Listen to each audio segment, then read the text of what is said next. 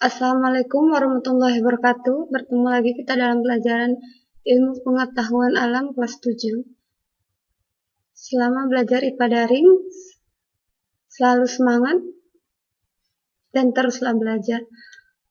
Hari ini kita akan membahas tentang larutan asam, basa, dan garam. Adakah hubungan antara zat asam dengan rasa asam buah? Dapatkah lidah kita menentukan mana zat yang termasuk asam atau basa? Tahukah kalian mengapa sabun dapat berbusa? Nah, untuk mengetahui jawaban ini, kita akan membahas tentang larutan asam, basa, dan garam. Silakan disimak dan dipahami penjelasan berikut ini. Asam. Asam itu berasal dari bahasa Latin yaitu acetum yang berarti cuka. Asam merupakan zat yang memiliki rasa masam. Dalam kimia, asam adalah zat yang jika bereaksi dengan air akan menghasilkan ion hidrogen atau H+. Atau bisa kita reaksikan asam jika bereaksi dengan air akan menghasilkan H+, dan juga ion negatif. Contoh, HCl atau asam klorida akan menghasilkan H+, dan juga Cl- atau ion negatif klorin. HNO3 atau asam nitrat akan bereaksi dengan air menghasilkan H+ atau ion hidrogen dan juga ion negatifnya NO3- atau nitrat. Nah, contoh zat yang bersifat asam dalam kehidupan sehari-hari yaitu ada asam asetat, itu biasanya terdapat dalam larutan cuka. Asam askorbat itu biasa terdapat dalam jeruk, tomat, sayuran. Asam sitrat itu terdapat dalam jeruk. Asam borat itu biasanya larutan pencuci mata. Kemudian asam karbonat itu biasa di minuman berkarbonasi yang ada karbonatnya. Kemudian asam klorida itu terdapat dalam asam lambung. Kemudian ada jenis asam lainnya yang bisa dilihat dalam tabel beberapa asam yang telah dikenal dalam kehidupan sehari-hari. Yang kedua itu ada basa. Basa berasal dari bahasa Arab yaitu alkali yang artinya abu. Basa itu umumnya bersifat terasa licin jika tersentuh kulit. Dalam kimia, basa adalah zat yang jika direaksikan dengan air akan menghasilkan ion hidroksida, OH-.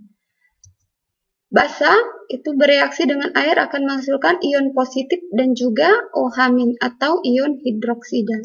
Contohnya, natrium hidroksida NaOH itu akan bereaksi dengan air dan akan membentuk Na positif dan OH- atau ion positif dengan ion hidroksida.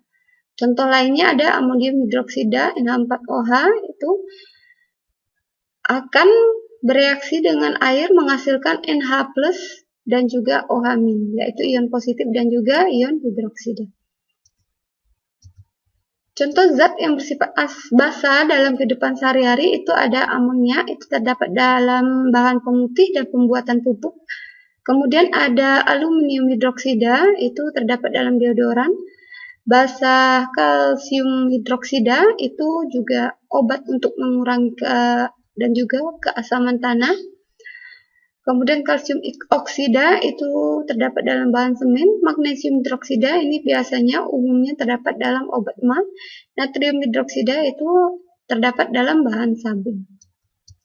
Yang ketiga itu ada garam. Garam itu bersifat netral. Garam dapat diperoleh dengan mereaksikan antara asam dan basa. Reaksi asam basa itu biasanya disebut dengan reaksi penetralan. NaOH ditambah dengan HCl atau natrium hidroksida direaksikan dengan asam klorida itu akan menghasilkan natrium klorida dan juga H2O. H2O itu adalah air. Contoh zat bersifat garam. Nah, di dalam tabel ini ada beberapa garam yang telah dikenal dalam kehidupan sehari-hari. Itu contohnya adalah natrium klorida yang biasa kita kenal dengan garam dapur. Itu kegunaannya bisa untuk menambah rasa. Kemudian masih banyak yang lainnya yang bisa dilihat dalam tabel berikut ini. Kemudian sifat-sifat asam dan basa Sifat asam itu umumnya bersifat korosif atau dapat merusak benda-benda lain, atau biasanya contohnya bisa menyebabkan karat. Sedangkan basa itu bersifat kaustik, dapat merusak kulit kita dan bahan-bahan lain. Kemudian asam itu jika bereaksi dengan air akan menghasilkan ion H+ atau ion hidrogen, sedangkan basa itu bereaksi dengan air akan menghasilkan ion OH- atau ion hidroksida. Kemudian asam itu pada umumnya mempunyai rasa asam, sedangkan basa itu terasa licin di tangan, mempunyai rasa yang pahit. Kemudian asam itu dapat memerahkan kertas lakmus, sedangkan basa itu dapat membirukan kertas lakmus. Kemudian asam dapat mengubah warna zat-zat lain seperti lakmus, sari bunga sepatu, sari kol merah, dan lainnya. Basa juga sama, bisa mengubah warna zat-zat lain seperti kertas lakmus, sari bunga sepatu, sari kol merah, dan lainnya, tetapi dengan perubahan warna yang berbeda dengan asam. Untuk lebih jelasnya, nanti kita akan mengadakan praktek menentukan zat yang termasuk zat asam dan basa. Indikator asam basa. Nah, indikator asam basa ini adalah zat yang warnanya dapat berubah saat bereaksi atau berinteraksi dengan senyawa asam maupun basa. Itu disebut dengan indikator asam basa. Nah, ada dua jenis indikator asam basa, itu ada indikator buatan dan juga ada indikator alami.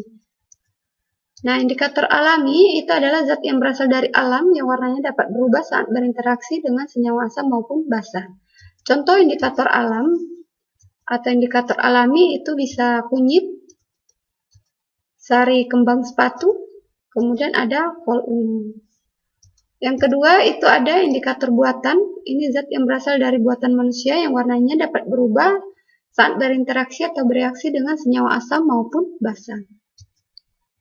Contoh indikator buatan itu adalah ada kertas lakmus. Nah, kertas lakmus ini terbagi dua, ada kertas lakmus merah, ada kertas lakmus biru.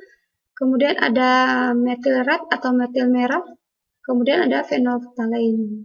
Nah, indikator buatan ini akan bereaksi dengan zat asam maupun basa dengan perubahan warna yang berbeda-beda.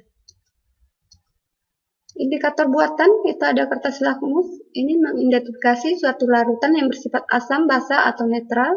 Ada dua jenis seperti yang tadi sudah Ibu jelaskan. Kertas lakmus itu ada kertas lakmus merah, ada kertas lakmus biru. Nah, ini dia. Kertas lakmus merah, jika bereaksi dengan zat yang mengandung asam, itu akan warnanya tetap merah. Tetapi jika bereaksi dengan zat basa, dia akan berubah menjadi biru. Sedangkan netral, dia akan tetap merah.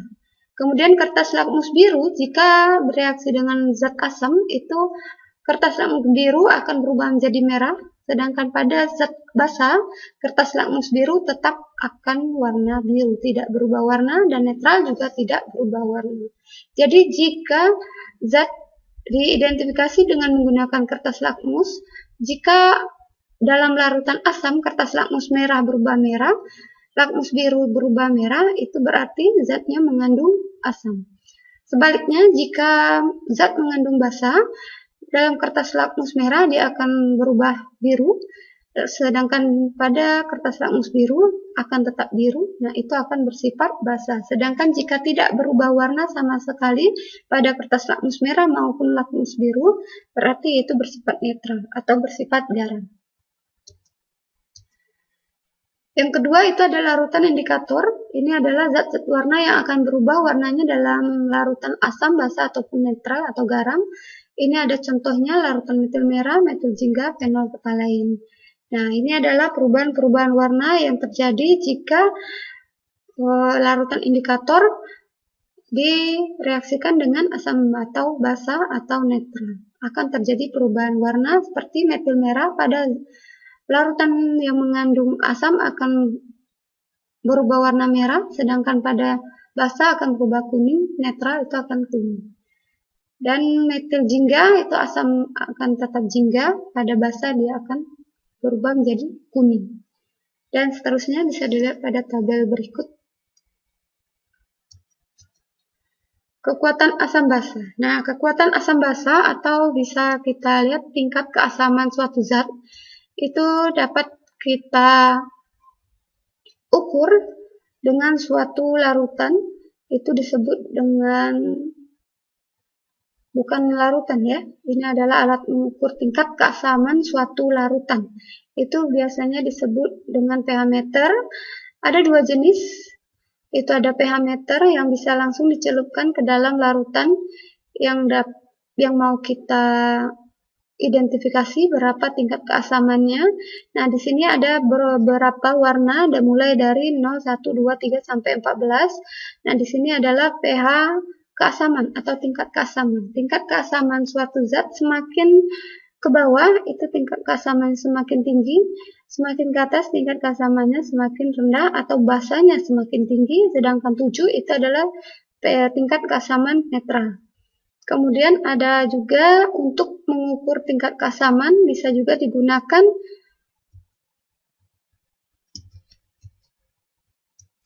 kertas lakmus pH meter universal. Tetapi yang lebih teliti itu adalah pH meter karena bisa langsung terbaca berapa pH atau tingkat keasaman suatu larutan atau suatu zat yang diukur. Nah, untuk hari ini sekian untuk pembelajaran kita.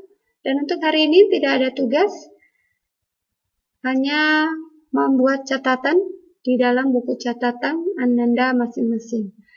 Dan cukup sekian dan terima kasih Ibu ucapkan. Wassalamualaikum warahmatullahi wabarakatuh. Selalu jaga kebersihan, cuci tangan dan gunakan masker.